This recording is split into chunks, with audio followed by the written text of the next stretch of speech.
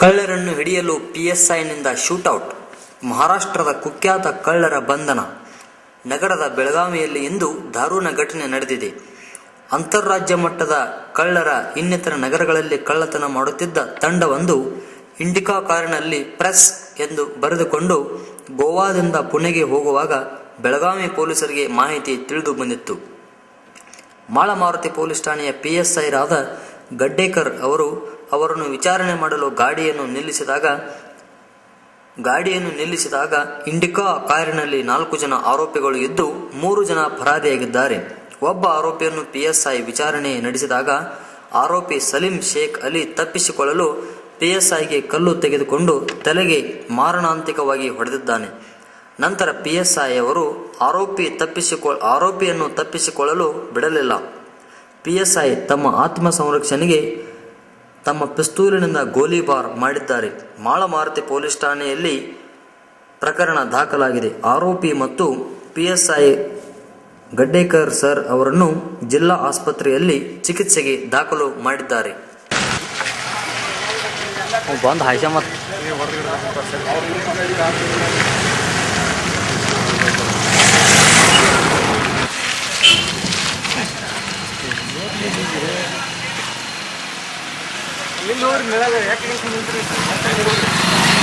ಸಿಗಲಿಲ್ಲ.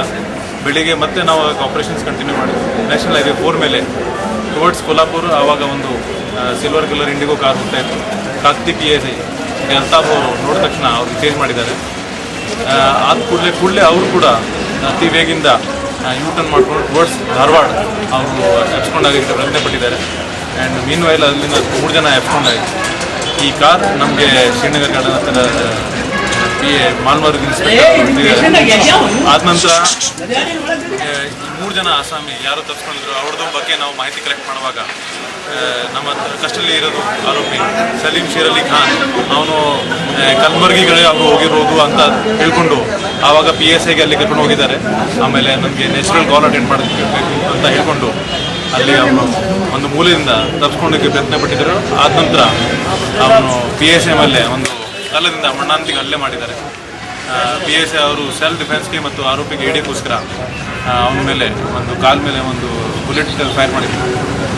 ಕೂಡಲೇ ACP market ಅವರು ಪಾರ್ಟಿಗೆ ಅಲ್ಲಿಂದ ಸಿವಿಲ್ ಹಾಸ್ಪಿಟಲ್ಗೆ ಶಿಫ್ಟ್ ಮಾಡಿಕೊಂಡು ಈಗ ಅವ್ರಿಗೆ ಟ್ರೀಟ್ಮೆಂಟ್ ಕೊಡ್ತಾ ಇದ್ದೀವಿ.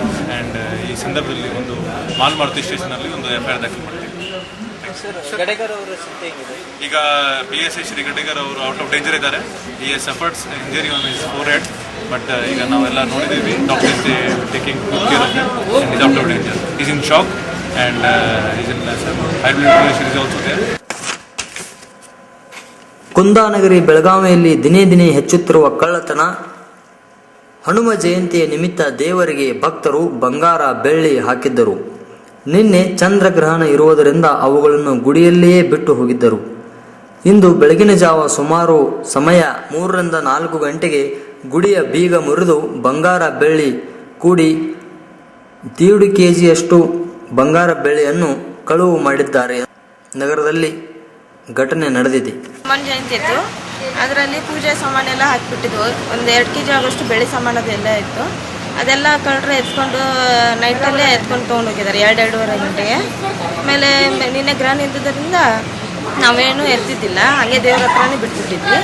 ಅದೆಲ್ಲ ಬಾಗಿಲು ಕೀ ಎಲ್ಲ ತೆಗೆದುಬಿಟ್ಟು ಎತ್ಕೊಂಡು ತೊಗೊಂಡೋಗಿದ್ದಾರೆ. ಒಂದು 2 kg ಆಯ್ತು, 2-2.5 kg ಇತ್ತು.